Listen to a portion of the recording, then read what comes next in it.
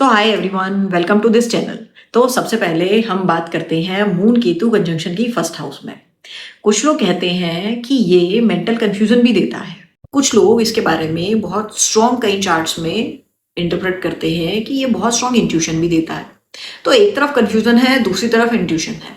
तो इनमें से कौन सी चीज मैनिफेस्ट होगी, किस तरीके का रिजल्ट आप देखेंगे, ये डिपेंड करता है कि आपके चार्ट के फर्स्ट हाउस के अंदर ये कॉम्बिनेशन किस साइन में है, किस नक्षत्र में है और कितनी डिग्री पे है। तो इसी को क्योंकि हम शॉर्ट वीडियो के अंदर लगभग ये आइडिया लगा चुके हैं कि मोटे मोटे तौर पर ये क्या क्या रिजल्ट देगा, और इस वीडियो में हम बात करने वाले हैं कि अगर हम इसकी डीप एनालिसिस करते हैं तो रिजल्ट कहाँ कहाँ पे वेरी कर सकता है। आइए इसके बारे में बात करते हैं। ओके, तो सबसे पहले स्टार्ट करते हैं कंजंक्शन की क्लोजनेस की, यानी कि मून और केतु आपस में कितने क्लोज हैं, ये क्लोजली कितने टाइटली कंजंक्ट हैं। फॉर एग्जाम्पल, अगर एक की डिग्री 15 डिग्री के आसपास है और दूसरा 18 डिग्री के आसपास है, डिफरेंस लगभग 3 से 4 डिग्री का है, तो ये बहुत क्लोजली कंजंक्ट है। यहाँ पे जो रिजल्ट्स हैं वो काफी कंसंट्रेटेड फॉर्म के अंदर रहेंगे। लेकिन वहीं पे अगर एक मान लो 15 डिग्री के अंदर है, एक 28 डिग्री के अंदर, और लगभग 12-13 डिग्री का डिफरेंस दोनों के बीच में आ जाए, तो अब कंजंक्शन क्या है, काफी लूज कंजंक्शन है। तो अब इस कंजंक्शन के जो रिजल्ट्स हैं वो उस तरीके से डोमिनेट ही करेंगे। ओके, अब चलते हैं हम दूसरे पार्ट पे। मतलब कि अगर यही कंजंक्शन फर्स्ट हाउस के अंदर है और वहां पे अलग अलग साइन है, फॉर एग्जाम्पल वर्गो साइन है। वर्गो साइन का मतलब है कि ऐसा इंसान अब इमोशनली कंफ्यूजन, या जो उसकी कंफ्यूजन है वो इमोशनल कॉज की वजह से नहीं होगी, बल्कि वो चीज़ों को ओवर एनालाइज करेगा। क्योंकि जो वर्गो है ऑलरेडी वहाँ पे मरकरी है रूल करने वाला। अब यहाँ के ऊपर बात आ जाती है कि वो चीज़ों को ओवर एनालाइज करेगा, और जब यहाँ पे अगर हम इसके रिसर्च पर्सपेक्टिव की बात करें तो वो चीज़ों के डीप रूट कॉज के ऊपर जाना शुरू करेगा, उसके ऊपर प्रैक्टिकल अप्रोच उसकी ज़्यादा होगी, जहाँ पे भी रिसर्च से रिलेटेड बात आ जाएगी। तो यहाँ पे वर्गो साइन में मून केतु का कंजंक्शन इस तरीके से मैनिफेस्ट होगा। और अगर यहीं पे हम स्कॉर्पियो का साइन लगा दें, मतलब नंबर 8 लिखा हो अगर, यानी कि स्कॉर्पियो असेंडेंट के अंदर अगर मून केतु का कंजंक्शन फर्स्ट हाउस में, उस केस में क्या होगा, यहाँ पे ट्रस्ट इश्यूज आ जाएंगे। क्योंकि ऑलरेडी जो स्कॉर्पियो साइन है वो ऑलरेडी वाटरी साइन है और इंटेंस है, और साथ के साथ यहाँ पे मून है। रिसर्च की अगर हम बात करें तो ऐसे लोग साइकोलॉजी या मान लो अकल्ट, इस तरीके के अंदर वो ज्यादा इन्वॉल्व हो सकते हैं। अब थर्ड, अगर मान लो हम ये लगा लें कि यही कंजंक्शन टॉरस के अंदर बना हुआ है, तो यहाँ जो साइन है इसका लॉर्ड बन जाता है वीनस। तो वीनस यहाँ पे क्या करेगा, वीनस यहाँ पे आपको स्टेबिलिटी वर्सेस डिटैचमेंट दे देगा। मून की वजह से जो इस साइन के अंदर प्रेजेंट है वो आपको अच्छा लाइफस्टाइल लेने की कोशिश करेगा, लेकिन सब कुछ होते होते भी एक कहीं ना कहीं केतु की वजह से एक डिटैचमेंट की फीलिंग आ जाएगी। लेकिन क्योंकि अब यहाँ पे जो टॉरस साइन है वो एक फिक्स साइन है, तो यहाँ पे कोशिश ये रहेगी कि इस तरीके के लोगों की अप्रोच, ये अपने जो भी डिसीजन होंगे वो इजिली लोगों की बातों में आके चेंज नहीं करेंगे। तो आपने देखा कि किस तरीके से एक ही कंजंक्शन अलग अलग साइन के अंदर किस तरीके से परफॉर्म कर रहा है। तो अभी तक हमने ये देख लिया कि अलग अलग साइन के अंदर सेम कंजंक्शन कैसे बिहेव कर रहा है। अब इससे भी डीपर जाता है। अब हम देखेंगे कि सेम कंजंक्शन अगर नक्षत्र अलग अलग हैं तो उस केस में किस तरीके से बिहेव करेंगे।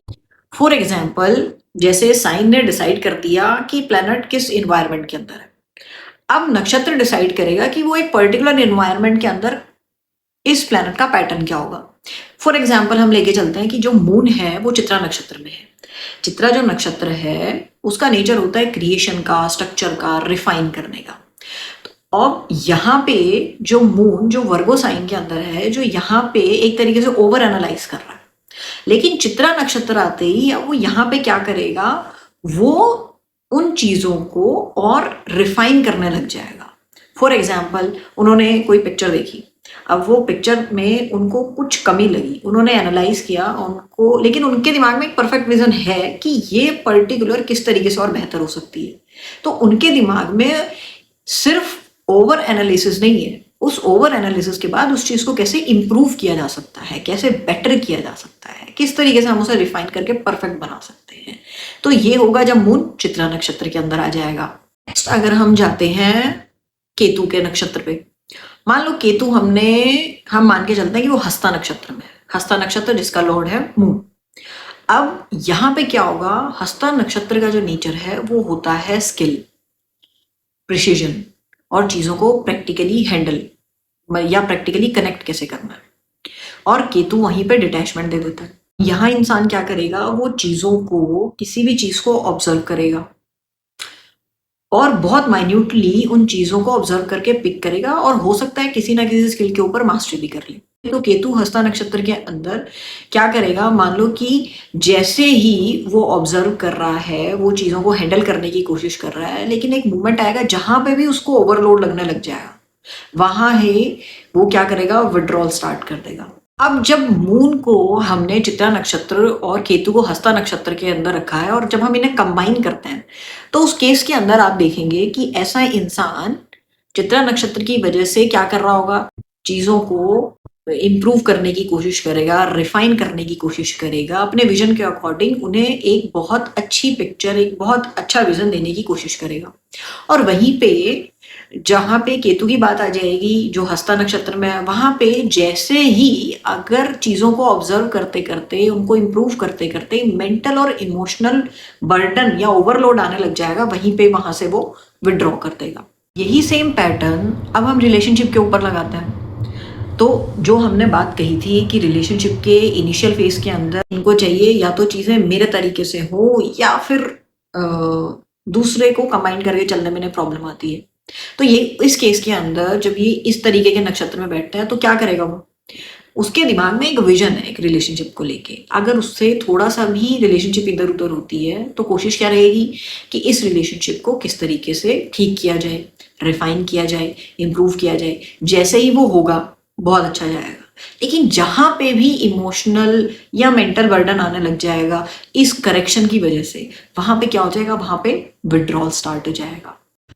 अब जब हम मदर के कॉन्टेक्स्ट में इस कंजंक्शन की बात करेंगे फर्स्ट हाउस में, तो क्या होगा, जो मदर होंगी वो क्योंकि वर्गो साइन के अंदर है तो काफी प्रैक्टिकल अप्रोच तो वो रखेंगी, लेकिन मून जो है मतलब एनालिटिकल अप्रोच रखेंगी। अब जब मून चित्रा नक्षत्र के अंदर है तो वो भी रिफाइन करने की कोशिश करेगी। उनका क्या पैटर्न रहेगा कि तुम अच्छा कर सकते हो, तुम और बेटर कर सकते हो, ठीक है ये तुमने अच्छा किया पर तुम और बेटर कर सकते हो। मतलब वो, इनकी जो मदर की टेंडेंसी होगी वो इन्हें जैसे ये है उससे और बेटर बनाने की रहेगी।